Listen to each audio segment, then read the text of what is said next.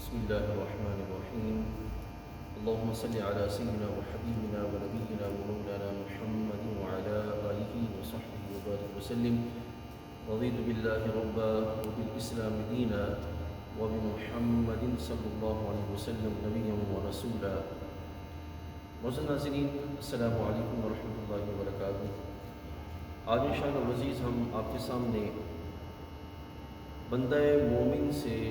ولی کامل تک کا جو سفر ہے یہ کیسے ہوتا ہے، یہ اختصار کے ساتھ آپ کے سامنے پیش کریں گے. یہ وہ مبارک سفر ہے کہ جس پر چلنے سے بندہ اس دنیوی زندگی کے اندر رب ذوالجلال جل وعلا کی محبت پا جاتا ہے اور خالق کائنات جل وعلا کا وہ بندہ بن جاتا ہے جو رب تعالیٰ کی بارگاہ میں مطلوب ہوتا ہے. اس کے لیے میں نے یہاں پہ اوپر جو مین ٹائٹل پر لکھا سعادت مند روح، اللہ جل وعلا کی بارگاہ سے جو کائنات کے اندر روحیں تخلیق کی گئیں ان میں سے سعادت مند روح وہ ہوتی ہے جس کو دنیا میں آ جانے کے بعد ایمان کا شرف نصیب ہوتا ہے. اور یہ جو ایمان کا شرف ہے پھر آگے ایک مکمل پروسیجر ہے جس کے بعد بندہ جو ہے وہ بندہ مومن سے ولی کامل کا درجہ جو پا جاتا ہے. آپ ذرا اس طرف آئیے اور دیکھیے، غور کیجیے کہ میں نے یہاں سے یہ سلسلہ شروع کیا اور اس بات کو لے چلتے ہوئے ہم یہاں رضا الہی تک پہنچیں گے. جب بندہ مومن اپنی دنیوی زندگی میں آگے بڑھتا ہے تو سب سے پہلی چیز جو اس کے لیے لازم رکھی گئی وہ علم نافع ہے. رسول اللہ صلی اللہ علیہ وسلم کے پورے کا پورا دین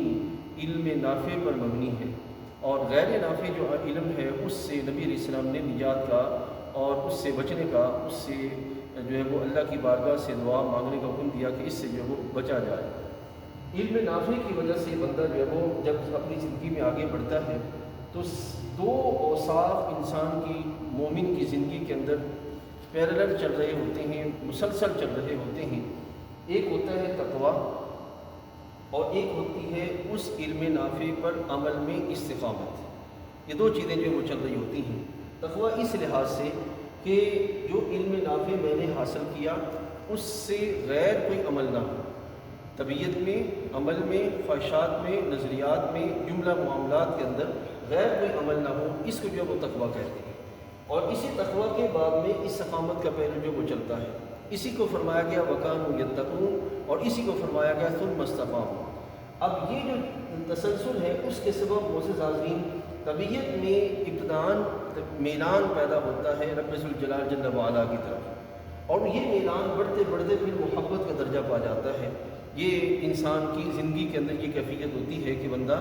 اس دنیوی زندگی کے اندر رب ذوالجلال جل وعلا کی محبت کو اپنی طبیعت میں محسوس کرتا ہے اور اس کی دل پر غالب آ جاتی ہے رب تعالیٰ جل وعلا کی محبت. جب یہ محبت کی کیفیت غالب آتی ہے اور تقویٰ اور استقامت کا سلسلہ جو وہ مضبوطی کے ساتھ جو وہ چلتا ہے، پھر معزز حاضرین اس کے ساتھ ساتھ خلوص میں اضافہ ہوتا چلا جاتا ہے، جہاں تک کہ جو یقین ہے ابتداءً جو اس نے دین اسلام پر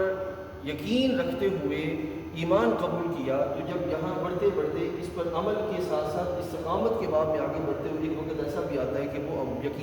یقین کامل کے درجے میں جو ہے وہ پہنچ جاتا ہے. اور اسی مقام کو قرآن مجید میں رب تعالیٰ جل وعلا نے فرمایا وَاعْبُدْ رَبَّكَ حَتَّى يَأْتِيَكَ الْيَقِينُ کہ اپنے رب تعالیٰ جل وعلا کی عبادت کرو یہاں تک کہ تمہیں جو وہ یقین کامل کا جو کیفیت ہے، یہ یقین کا جو درجہ ہے وہ تمہیں نصیب ہو جائے. اب اس سارے پروسیجر کے اندر بندہ مومن کی جو توجہ ہے وہ ساری کی ساری کس پہ ہوتی ہے؟ رب ذوالجلال جل وعلا کی رضا